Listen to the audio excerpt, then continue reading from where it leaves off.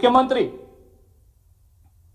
ఈయన ముఖ్యమంత్రి అయిన రోజు నుండి తెలంగాణ పరుపతిని, తెలంగాణ పతారను, తెలంగాణ పరువును ప్రపంచ మార్కెట్లో ఆటబొమ్మ లెక్క పెట్టి వాటిని అమ్మేటువంటి ఒక ప్రయత్నం చేస్తూ ఉన్నాడు. తెలంగాణ వచ్చినటువంటి తెలంగాణ ముఖ్యమంత్రిగా ప్రమాణ స్వీకారం చేసిన తొలినాళ్లలో ఆయన తెలంగాణ మొత్తం అప్పులకు ఉప్పైపోయింది, తెలంగాణలో కనీసం జీతాలు ఇచ్చేటువంటి పరిస్థితి లేదు, తెలంగాణ అసలు నడిచే పరిస్థితి లేదని చెప్పేసి మాట్లాడడం మొదలుపెట్టిండు. తర్వాత అసెంబ్లీలో అయితే ఏకంగా శ్వేతపత్రాలు విడుదల చేసిండు, ప్రపంచవ్యాప్తంగా చర్చ జరిగేటి చేసిండు.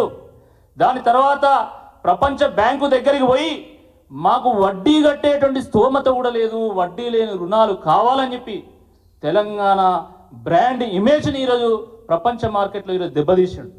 దాని తర్వాత ఈరోజు ఏం చెప్తున్నారు రేవంత్ రెడ్డి గారు?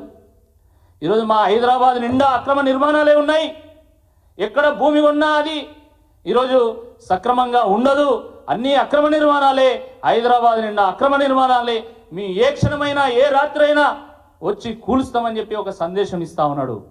ఇది బ్రాండ్ హైదరాబాద్ ఇమేజ్ని దెబ్బతీస్తుందా తీదా? ఒక్కసారి హైదరాబాద్ ప్రజానీకం, తెలంగాణ ప్రజానీకం ఆలోచించాల్సిందే ఈ సందర్భంగా నేను కోరుతా ఉన్నాను. కాజాగూడ వరకు నోటీసులు ఇచ్చిండు, కాజాగూడ దాటంగానే ఈరోజు నానక్రామ కూడా స్టార్ట్ అవుతుంది. మీరు దుర్గం చెరువు నుంచి మొదలు పెడితే కాజాగూడ, నానక్రామ్ కూడా అటు మొత్తం కూడా అన్ని సాఫ్ట్వేర్ కంపెనీలే ఉన్నాయి. ఏ సాఫ్ట్వేర్ కంపెనీ కింద ఏ నేల ఉన్నదో, ఏ చెరువు ఉన్నదో ఇవాళ ఎవరికి తెలియదు. ఎందుకంటే 1974 మ్యాప్ల ఆధారంగా ఈరోజు ప్రజలకు నోటీసులు ఇస్తా ఉన్నారు. 1974లో ఉన్నటువంటి హైదరాబాద్ ఏంది, ఈరోజు ఉన్నటువంటి హైదరాబాద్ ఏందో ఒక్కసారి ఆలోచించాలి.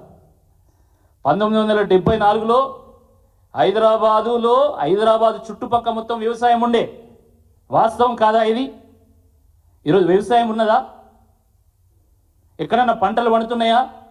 హైదరాబాద్ చుట్టూ ఉన్నటువంటి ద్రాక్ష తోటలు ఉన్నాయా? ఇప్పుడు పండ్ల తోటలు ఉన్నాయా? కూరగాయలు పండిస్తున్నారా?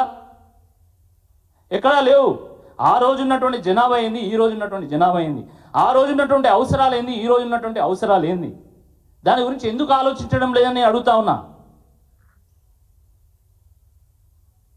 ఇది చాలా దుర్మార్గం. ఇది ఇప్పుడు పోను ఈరోజు సాఫ్ట్వేర్ కంపెనీలు ఉంటాయా పోతాయా అనేటువంటి అనుమానం నెలకొన్నది. ఇది వాస్తవము. ఏ కంపెనీ కింద ఏ చెరువు ఉన్నదో, ఏ కంపెనీ కింద ఏ నాలా ఉన్నదో అర్థం కానటువంటి ఒక పరిస్థితిలో ఈరోజు హైదరాబాదు బిక్కు అంటూ ఉన్నది. ఈరోజు సాఫ్ట్వేర్ ఇండస్ట్రీలో చర్చ జరుగుతున్నది. సాఫ్ట్వేర్ ఎంప్లాయీస్ చాలామంది చర్చించుకుంటున్నారు.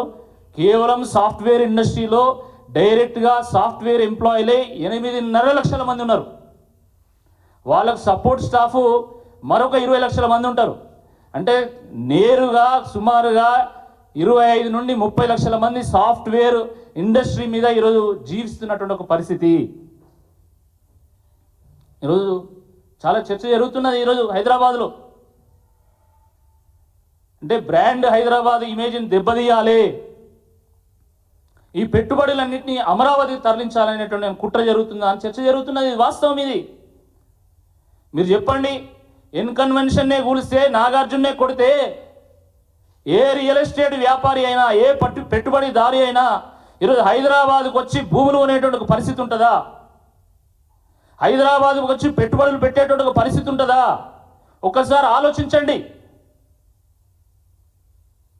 అంటే డబ్బులు ఢిల్లీకి, అభివృద్ధి అమరావతికి, రెమ్యూనరేషన్ రేవంత్ రెడ్డికి, తెడ్డు తెలంగాణకు చేయాలనేటువంటి కుట్ర ఇందులో దాగి ఉన్నది. ఇది వాస్తవము. ఇక్కడ ఎవరు పెట్టుబడి పెట్టకూడదు. ఈ పెట్టుబడులన్నిటి కూడా మళ్ళీ అమరావతికి తరలించాలనేటువంటి కుట్ర దీంట్లో దాగి ఉన్నది. గత సంవత్సరం కాలం నుండి శాసనసభ ఎన్నికల ప్రచార పర్వం ప్రారంభమైన దగ్గర నుండి ఇప్పటికీ అసలు రియల్ ఎస్టేట్ వ్యాపారం మొత్తం కుదేలైపోయింది.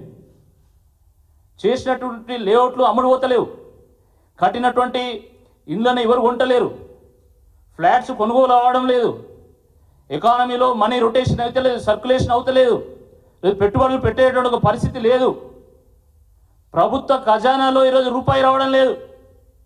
ఇటువంటి ఈ పరిస్థితుల్లో ఈరోజు హైదరాబాద్ బ్రాండ్ ఇమేజ్ దెబ్బతీయడం వల్ల రాష్ట్రానికి లాభమా నష్టమా ఒక్కసారి ఆలోచించాల్సిందిగా ఈ సందర్భంగా నేను అందరినీ కూడా కోరుతా ఉన్నాను.